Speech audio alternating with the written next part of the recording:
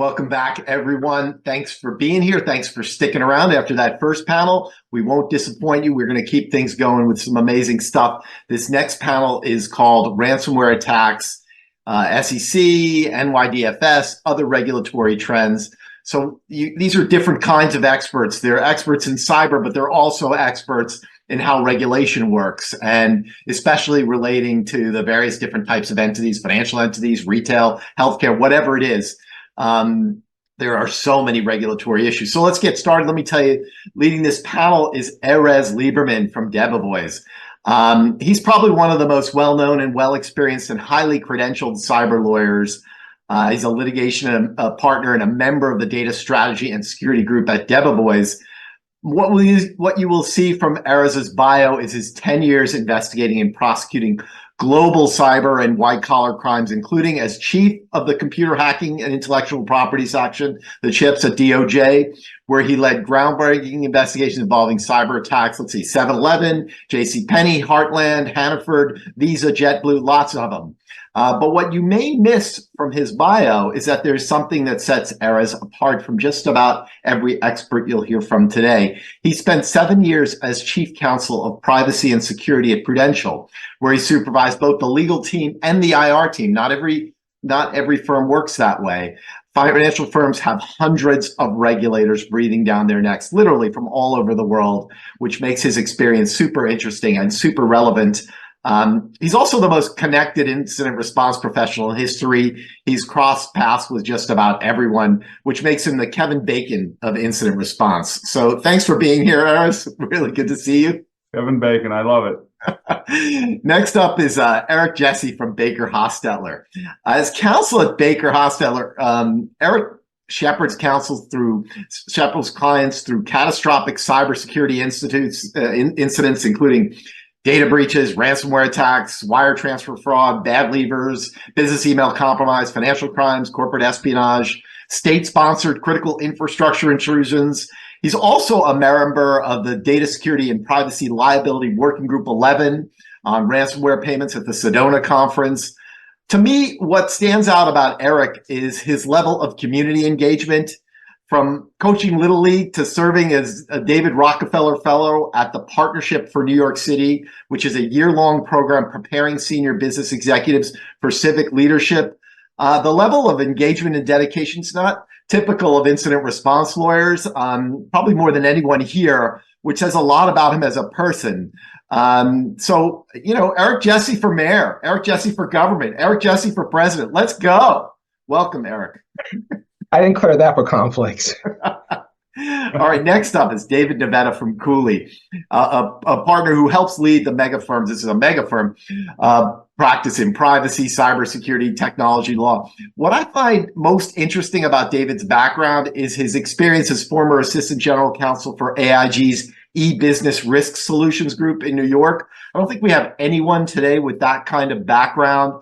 And this experience gives David a unique and critical lens to help not only his clients respond to cyber attacks, but even more importantly, to mitigate breach risks before they take hold, and to almost be an outside risk consultant, which is what every lawyer should be. A lot of them shy away from that.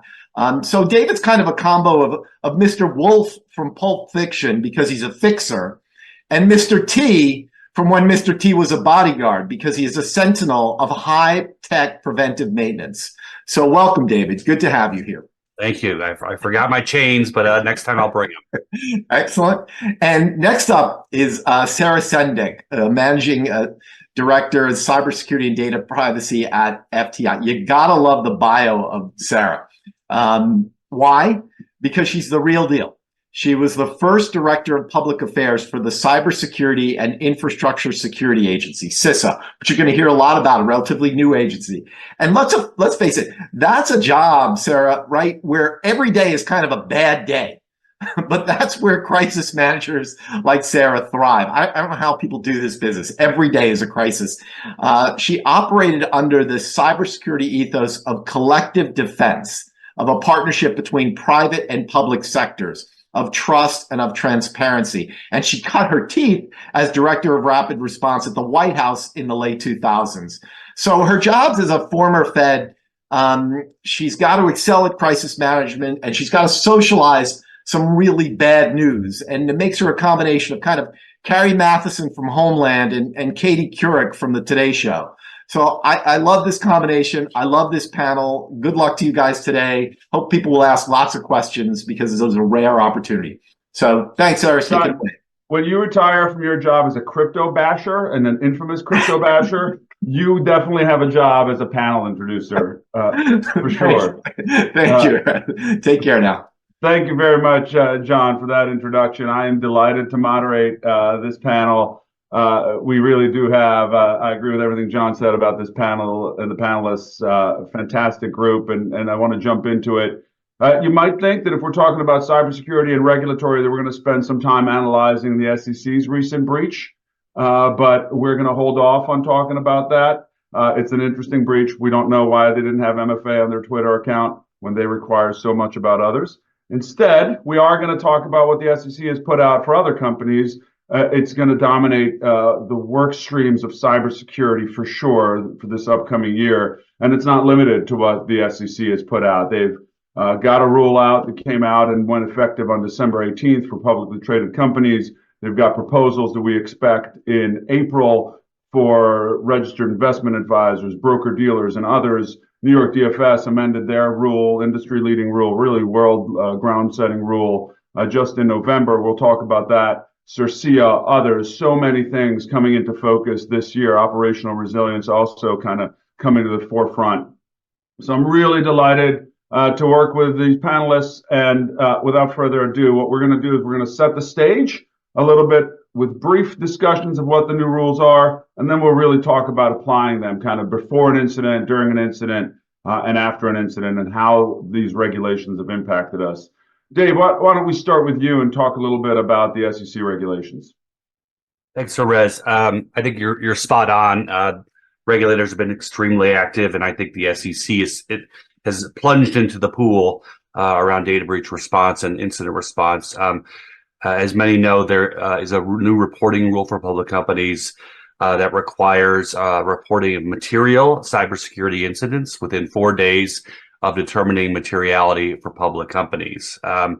So it's a 4 business days. It's a very tight deadline, and it just went into effect in mid-December. And companies are really grappling with how to respond and what infrastructure to build in order to get ready for these types of breaches and these types of activities that require a very quick notification, a very adept communication plan, and a lot of other things we're going to talk about as we get further into our conversation here. Similarly, they've been involved in putting together and would be putting out proposed regulations on registered investment advisors, so enhanced security requirements, but also more reporting requirements and notification requirements as well in the data breach context. I think the big picture theme here is data breaches before these rules were promulgated didn't necessarily involve sensitive personal information, so therefore weren't subject to data breach notification laws in various states. Now we have requirements to report data breaches that cause operational issues, reputational harm, softer types of impacts, as well as the very crucial impacts like we saw with Colonial Pipeline, where ransomware attacks or cyber extortion, bring down a company, bring down an organization that's really crucial to the economy. So that probably is the reason that these laws are coming into effect, is that the government is getting into the game and realizing arguably that much of the U.S. economy is critical, and you don't want to see a lot of downtime and issues arising out of those data breaches. Perfect. Thanks, Dave. Eric, why don't I turn to you to talk a little bit about both DFS and then CERCIA. And DFS, I know that it's financial services, but they have really set the groundwork for what cyber regulations look like. And I like to tell companies in other industries that this raises the bar on what reasonable security is. So there's nobody out there who shouldn't be paying attention to that. They came out with some significant amendments. If you can take us through that.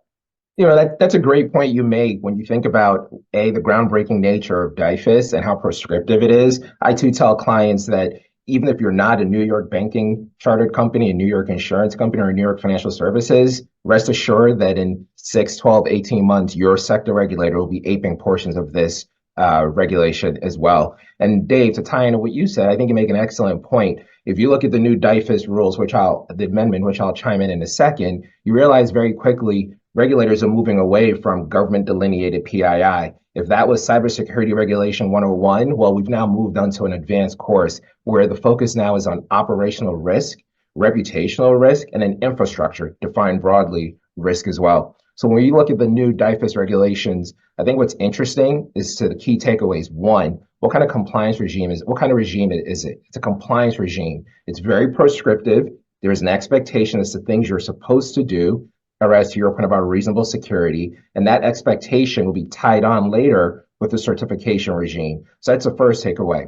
When you think about cybersecurity governance, and I think about it as a cyber governance lawyer, you also take the view that you've now brought the CISO into the process, right? Because now the regulations require you to designate a CISO or a senior information security officer who will then brief the board or the senior governing body, and in working in concert, hand in glove with management, be sure to develop, implement, and ultimately operationalize a cybersecurity program for covered entities in New York. So that cyber governance piece, Dave, to your point, we've moved far past PII. It is now, what are you doing from an enterprise risk perspective? What are you doing in an evergreen fashion, and not just how did you handle an incident and what sort of breaches have you dealt with?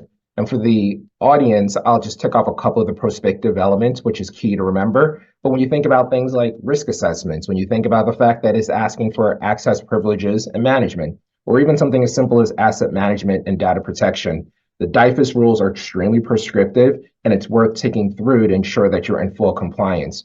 One interesting piece, can't go without mentioning, is the notice requirement. The DIFAS rules now require a 72-hour notice requirement. So after a cyber incident, which is broadly defined at a covered entity, and also third parties, we'll come to that in a second. So this notice obligation has really shrunk the time scale. And Dave, you mentioned with the 8K reporting requirement, you've got a 4 business day requirement following investigation and without unreasonable delay. So now, Erez, as you asked the question, you've now got to harmonize different regulations with different time scales that's still requiring a discussion around the same exact cyber incident. I will note on the notice provision that you're also required, after you've made a ransom payment, within 24 hours to alert DIFAS that you've done so, and then within 30 days, provide your rationale, the mitigants, and any other alternative steps you took with respect to the ransom payment. I find it very interesting because if you read the words, the text of the rules, it says with respect to extortion payments, not ransom payments. And that's a key distinction that we'll see as I start to pivot over to Cercia in 2 seconds. As John said, coaching little leagues, I can't move forward without a baseball analogy, but I will say there's a unique curveball here with DIFAS that's worth pointing out. There is an increased focus on third-party providers. So as part of a covered entity, your reporting requirement falls into place even if the incident is at a third party, and how that has a material effect upon you. I found it very interesting that the DIFAS rules require a third party, requires you as the first party to have certain predicates within your contractual obligations with third parties. I would be very interested to see how many entities are actually pushing that through as we speak. But as we saw with Letitia James and her T-Mobile settlement, let's not cross the New York regulators if we don't have to. So as I mentioned, I'll do a quick pivot over to Cercia, and it's very interesting when you consider that rule. First of all, it hasn't gone into effect. So we expect to see proposed rules in by March of 2024 at present. So when we speak about it, we all kind of have a general sense as to what it'll look like. We have a general sense as to how it'll impact us. We have a general sense as to how we should comport ourselves to be in line with Cercia. In effect, the Cercia rules, if you will, is kind of like Santa Claus, right? Can't see it, can't believe it, but you know it's there and it leaves something good behind every time. Now, whether or not you think the Cercia rules are leaving something good behind, let's start with the question of critical infrastructure. So per President Obama's legislation way back when, it has established 18 different critical sector industries. I won't tick through them. Suffice to say, if you can find yourself not within those 18 buckets, I'd be very impressed. 2 things that tie the 2 rules together, both the disclosure elements in those 2 rules are confidential. Now, confidential is confidential until it's not confidential. We've yet to see how that'll actually play out, but the way in which both DIFIS and proposed rules here work, it's a confidentiality element. Last piece on this, which I'll also touch on before I pivot back to you, is the enforcement mechanism. So with respect to DIFIS, the enforcement is at the New York State Department of Financial Services superintendent, whereas with CERCIA and CISA, they have a subpoena power. Again, how will they utilize that subpoena power in the midst of a fast-moving cyber incident remains to be seen. But I think, Erez, that's my 3.5-minute discourse on both of those rules, sticking with your 2-minute guidelines. Terrific. Thanks, Eric. Really appreciate that, and great overview as we go through. And I love your discussion about risk assessments. Let me take us really quickly through the latest kind of world which we're looking at, and couldn't be more timely to have a discussion about operational resilience when yesterday DORA, the Digital Operational Resilience Act over in Europe, became effective. And we are looking at a proposal from the CFTC with respect to operational resilience for swap dealers and others. And these regulations are also extremely focused on risk management, having an internal risk management framework, a risk-based security, risk-based operational resilience. It's focused on additional requirements on reporting. The CFTC has a 24-hour proposal out there on reporting. Of course, companies are then expected to test all this, work with third parties with respect to that, have that really developed third-party risk management program. And finally, CFTC brings in BCDR into this process as well. So we're seeing the regulators identify some of the issues. Undoubtedly, ransomware has brought to the forefront operational resilience, and we're seeing them kind of bring that to light. And I think risk assessments and governance are one of the key issues that come out of all these regulations. But Sara, I want to turn a little bit to you. If we start talking about incident response preparedness, you hear about all of these regulations that are out there. We're talking about risks, and one of the key risks and one of the things that I think is the biggest issue in every single incident, we've worked them together, and so I know we're in lockstep on that, is communications. Dave talked to us a little bit about the 8K requirement, which is going to lead to new communication challenges. What are companies doing? What should companies be doing as they think about that? Yeah, thanks, Erez. So I think the 8K requirement has had the biggest impact on communications strategy so far. We're about a month into that requirement being in place, and we see it as a kind of fundamentally changing the way companies need to communicate about an incident, where we have the 8K really driving any communications strategy. Previously, companies, when they were hit with a cyber incident, had time to kind of figure out what is the impact, who do we need to communicate this to in the immediate term, what are the other communications that need to go out in the later term. So thinking about your different stakeholders, you've got your internal communications, any customers, any clients. Now we're adding the investor relations piece to it. But really what I said earlier, that this 8K is driving that timeline now. Companies have to go public with a cyber incident. If they make that determination, they need to file an 8K. But as they're doing that, they also need to consider who else they need to talk to. Do they need to prepare employees who are going to get questions from external stakeholders? Do they need to prepare their investor relations team? Do you want your clients or customers to find out about this publicly when you file the 8K, or give them a heads up? So these are all really rapid communications decisions that need to be made in the immediate term in under 4 days, based on materiality. So what we are telling clients right now is that they need to prepare and go back and revisit their crisis communications plans, understand how this new rule is going to change it. Who's in charge of making these determinations, who's in charge of notifying regulators, but how are you going to implement this in a very short time frame? So understand what that's going to look like and how that's going to change any existing crisis comms plans. Hopefully you have crisis comms plans, if not, put those in place, but then practice that with this new rule and changing, and make sure you still have the right people in place to make those decisions. Great points. No question. I have to be prepared. Dave, I'd like to come to you on that exact question. You're looking at reality. You need to be prepared. How should companies be thinking about that? That's a tough question companies are dealing with. Yeah, the communication challenges, I think, are the most kind of pressing issues for this 8K rule. So one of the keys is going to be able to basically have a plan in place to make sure, if you're a B2B company, for example, that your customers, your major customers, are not going to be upset, leave you, have a problem with a data breach. These, as I mentioned, a lot of these breaches weren't even being reported previously. Now they are being reported, and the irony is the usually threat actors are threatening to report data breaches very quickly in exchange for a ransom. Now, on some level, the SEC rule is requiring this reporting to go public, arguably early. Now, there is some time. We'll talk about materiality, how much time you get to make that decision. But the depressing nature of this is really what it stands out.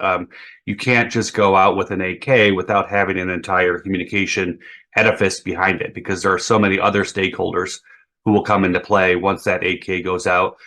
On the other side of the equation, communicating with investors is sort of a different type of communication that we haven't had to deal with in the past. We've talked about hypotheticals where investor calls are happening during the middle of a breach and questions are being asked of senior management. Are they prepared to answer those questions or deflect them if necessary? And then the other thing we'll get into a little bit later when we talk about some SEC enforcement is how regulators are actually using communications about security before a breach happens. Either the communications that are on your website that talk about how great your security is.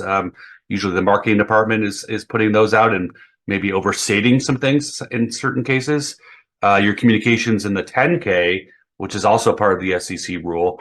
And then even the SEC in a recent action against SolarWinds was looking at Slack messaging, communications, email communications between the security professionals at that company, and comparing those three data points to see whether or not the public communications are accurate, and in their minds, whether or not they result in either material omissions or material misrepresentations to investors and the public in general. So the communications needs to be thought of not at in an instant when a breach happens, but well before, even during the process of building out a security program.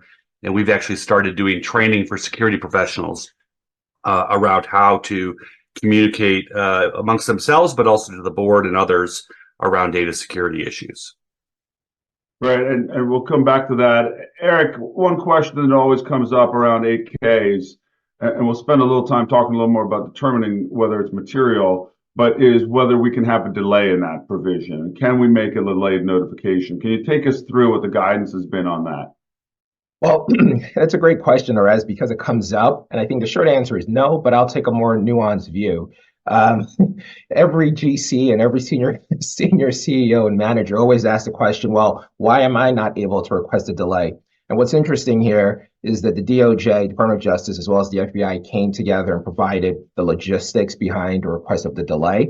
The DOJ did something very interesting, which all lawyers and Sara, of course, would appreciate. They created hypotheticals for us. They gave us 6 different scenarios where you are more likely than not to get the delay request. I will say that sort of the national security implication ones are kind of easy to parse and to understand. The one that does stand out, where I can see some clients more aggressive clients trying to drive a hole through, is the question of whether or not the threat actor is utilizing a tradecraft or mechanic that is new or sort of generally not known to the security community. So what would otherwise know as a 0-day, but thought about more broadly. I can see a lot of companies looking for that as a way to say, well, we don't know what this is, ergo, we should have a delay. Whether or not that argument wins the day with the FBI and the DOJ remains to be seen. But I think that's the most plausible way, because when it comes down to it, the question of national security implications, and again, it's not necessarily, well, we run dams and so we've had an incident, but it's whether or not the event to you as a company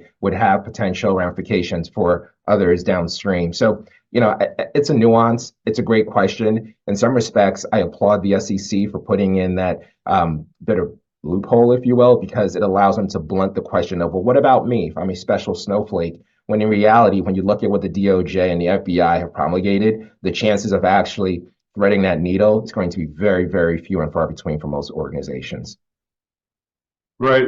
Thanks, Eric. I agree. Really difficult to think through the fact that notification delay is going to be accomplished, and especially when the requirement is that the disclosure itself is going to harm national security, not that it's even a national security issue. That's correct. And will we win that? I don't know, but it's worth a try. In some cases, you've got to just do it early if we're doing it. Now, Erez, that's a fair point. I think we should be thoughtful to the DOJ and FBI, and we should share with the audience. They did say that you should generally consider giving the FBI sort of heads up and notice. And this goes back to Sara, to your comms piece, right? So now here's a new stakeholder who we hadn't thought about before. Now it's managing an FBI process and providing notice and information.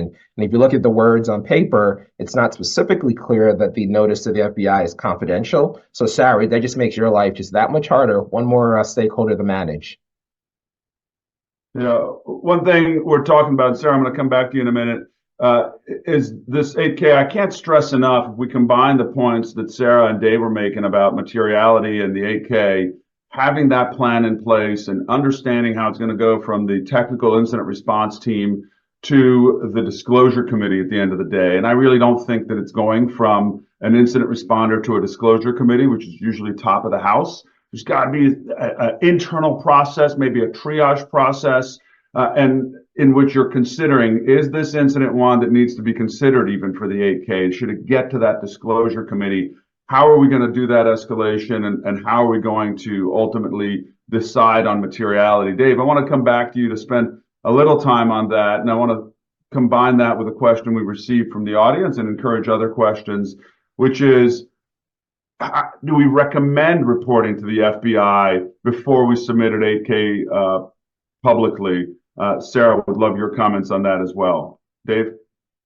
Yeah, so materiality is the new illegal analysis on the block, right? It was something that, of course, companies care about generally. It could be a hurricane, it could be a cybersecurity breach. If your operations are down, the impact to the company is what the company cares about, as well as investors ultimately, right?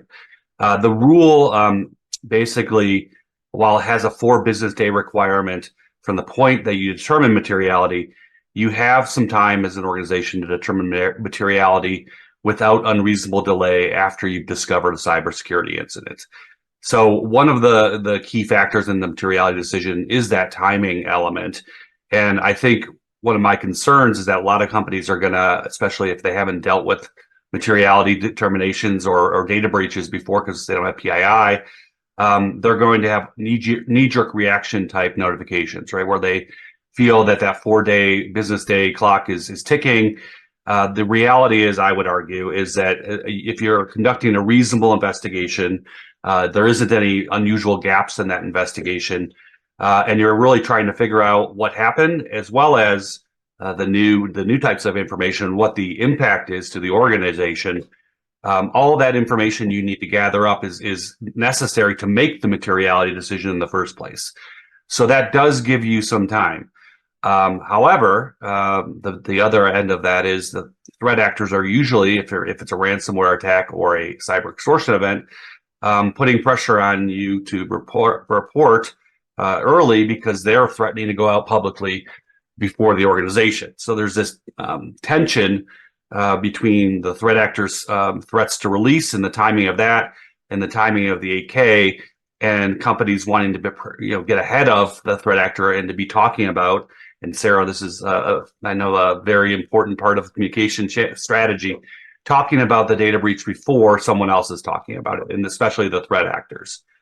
So what we're seeing here are basically add-ons to the general incident response plan, materiality assessment playbooks that are ensuring that certain types of severe incidents are getting up to the management level so that they can make a determination as to A, whether a materiality analysis is necessary, and B, they can help make that materiality analysis. So these stakeholders are going to be people like CFOs, communication professionals, if we're talking about softer risks like reputational harm or customer loss. Business continuity, disaster recovery teams are going to be part of that. Cyber insurance and risk management also part of that. It's a different set of stakeholders. Now, we've been preaching for a while that incident response needs to get out of the security department and not be siloed there, and other stakeholders should be involved. This rule really puts a finer point on that particular issue. On the question of reporting to the FBI, Eric covered the reason you might want to do it for national security reasons. I do think there is a communication strategy there as well. You want to always be seen as interacting with the FBI, law enforcement or the FBI when you go out publicly when it comes to a data breach. And so there's a component of just wanting to be able to show that folds into Sara's world when you go out with that 8K to be able to say that you're walking hand in hand with law enforcement to try to essentially capture the people or catch the people. Even though that doesn't happen often, you want to be able to show that you're willing to do that and cooperating in that respect. So, what are your thoughts on that? How does the 8K and the FBI question and reporting to the FBI impact your advice on communications? Yeah, and I would agree with what Dave said. It's important to be able to show that you're working with law enforcement. It's important to be able to say that and tell your stakeholders. I know a lot of customers and clients take comfort in that, but just to make a plug for my former fellow Govies, I think it's a good thing just to information share in general, make sure that information is getting to the FBI. I mean, that's the whole reason behind the new CERCIA rule that CISA is putting out, is to make sure that there is a mechanism to get that information and kind of work towards this collective defense of national security. We have seen the FBI taking some action as of late against Black Cat, Hive, and other groups. So I think that there is some sign that it's working, that they're able to use this information and take more action, and then help support companies that do fall victim to ransomware. To Dave's point earlier about the filing of the 8K with stakeholders, I think we've talked a lot about how when you're making these materiality determinations, the timing does matter. We've seen some companies kind of go out early with an initial 8K, but then have to follow up one after another until they make that materiality determination, which just creates this kind of drip news cycle, more and more news cycle. It's feeding reporters more things to write about, but then your customers and clients too. In the early phases of these incidents, cyber incidents especially, there's not a lot of knowns. What the extent of the damage was. Is the threat actor still in there? You're in negotiation potentially with these ransomware actors, and you don't want to get ahead of any anything or have to walk anything back. So, key to communication strategy is understanding as much as possible, if you're going to go out publicly, going out with as fulsome of information as possible, because once you do disclose an incident, you're going to have your clients coming back and asking, is it safe? Where's my data? What are you doing about this? So to any extent that you're able to answer those questions and have that already is going to be incredibly important. And just pushing it out an 8K for the sake of an 8K is going to significantly cause some potential reputational damages to clients.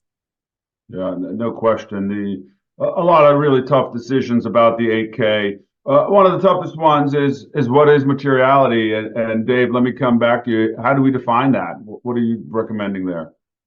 Yeah, there's a spectrum of kind of approaches, right? The most prescriptive is, if there's a ransomware attack, it is material, right? That is a very binary type approach. Most companies are getting away from that.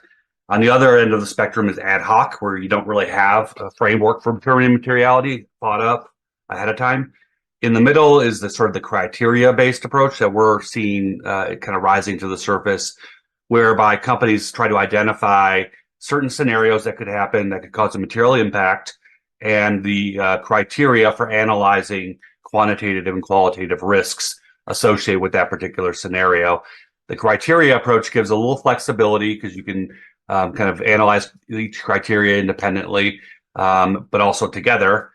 Plus, though, it gives you a defensible process after the fact. So if you make the wrong decision, you have something to be able to defend yourself in front of regulators, maybe in litigation, to show that you had a reasonable process in place. That's what we're striving for here. There's no kind of 100% clear answer for every company as to what is material. It will depend on the circumstances, but to have some way of thinking about that ahead of time instead of doing it on the fly is the most important aspect of that. No question in my mind. That is the toughest one. I know some clients are asking for hard triggers. I don't think it's possible to have hard triggers, although it's not a bad thing to have a hard trigger for escalation and saying, hey, if X, Y, and Z happen, we're going to escalate. But that doesn't necessarily create materiality. I know we had a great hypo we could have talked about is what if you actually pay a ransom and you avoid the lockup of your systems? Looking at time, we'll leave that as a hypo for companies to think. If your systems were locked up and you pay it and undo that, does that negate materiality if it was otherwise material? Would Clorox have been off the hook had they paid that? But I want to, in the interest of time, I want to come back to Eric. Eric, you talked about New York DFS, and we talked to all these regulations have such an important function for the risk assessment. What should companies be thinking about when they're thinking about a risk assessment to comply with these regulations? What's our role as lawyers in that function? That's an excellent question. If I will, I'll tie it to the one from the audience regarding moving sort of cybersecurity within the ambit of the General Counsel's office or Chief Legal Officer's office, if you will. So, great question regarding risk assessments. In some respects, risk assessments prior to, say, the last 12 months, if you will, were something that sort of, in some ways, help feed incident response plans. And in some respects, they also help feed litigation defense if those situations ever arose. But tying it to the question now that regulators are asking in New York DFS's case, demanding that you have risk assessments, there is a imperative to have that where you say, where do we as lawyers fit in? There's an imperative to have that actually done within the cone of your chief legal officer or through external counsel for the simple reason that, as we saw with SolarWinds, and now I realize I'm mixing my metaphors with state and federal, but as we saw in SolarWinds, you're seeing regulators looking at internal discussions and conversations based on what the SEC's written, internal discussions and conversations, and building an enforcement case around that. So if that's the view, or if that's the outcome, step back 3 steps. So the question was raised in the chat.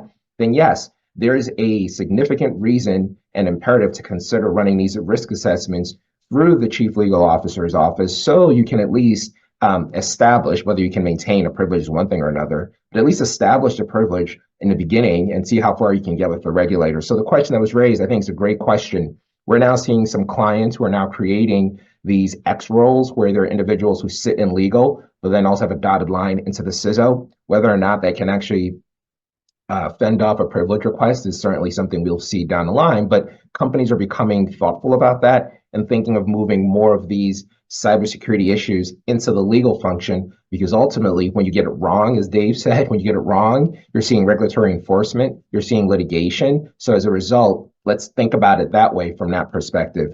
Coming more specifically to your risk assessment question, now you're seeing the privilege piece because of regulators like DFS and because of the SolarWinds enforcement action. So that's the role for the legal office of the GC and external counsel, is to initiate, to frame the risk assessments, and then ultimately handle the results as they come in. So if we ever have to get into a contentious discussion with the regulator, at least the organization's in its best possible footing to fight off that privilege question. I will note on risk assessments as well, what's interesting now is risk assessments are now in some ways coming into conflict, or at least running in parallel with the auditor flags that auditors are raising, because as you see, many auditors these days have taken, with tongue in cheek, have taken cybersecurity upon themselves. And as a result, they are now flagging a number of these issues, which you're seeing come into conflict, like I said, with the risk assessments that companies are running. And then the final piece of that is risk assessments now help feed into cyber governance. So when you consider someone like DFS, the requirement of having senior stakeholders sign off on a CISO's plan, well, that by itself means that the senior stakeholders must have an understanding and a grounding as to what the risk assessment's telling them to ensure that the plan that the CISO is looking to put in place makes sense. And of course, because everything comes back to dollars and cents, that there's sufficient allocation of resources to undergird that. So I think risk assessments are going to be very important on a go-forward basis. The question, which I don't know if we have time to get into, becomes, well, what's a good risk assessment? That selection process, that might be a whole nother panel. Oh yeah, that's huge. I think that I've not done more risk assessments than in the last 6 months. The amount that have come in thanks to all these regs. I was on a risk assessment call this morning, and the role of counsel in helping to guide that and to take away some sharp edges from what some of the risk assessment reports look like that may be perfect for a plaintiff, while we keep the substance, real role for counsel. We're running short on time. I want to get to two more quick areas here. First, we're going to come to Sara to talk about comms during an incident, and then we'll round up with a quick discussion of the SEC enforcement on SolarWinds. I know there's a lot of great questions there. We will follow up by email with a bunch of these questions. I can quickly say yes, the 8K clock doesn't start ticking until you've made a materiality determination. That's when you have 4 days, but we'll get to some of the others. Sara, all these regulations during an incident are now causing more and more discussions. You and I have been in them with some of the clients about, should we just divulge early to stakeholders before we have our arms wrapped, because we feel this obligation to get the word out and get that transparency out really earlier than we would have in even just a year or two ago. Can you take us through how you're dealing with that question from clients? Yeah, and I agree. I think we've seen a lot of companies as of late try to push the transparency over knowing the facts. This is what I was getting to earlier, that in the earliest stages of these cyber incidents, there's a lot of unknowns.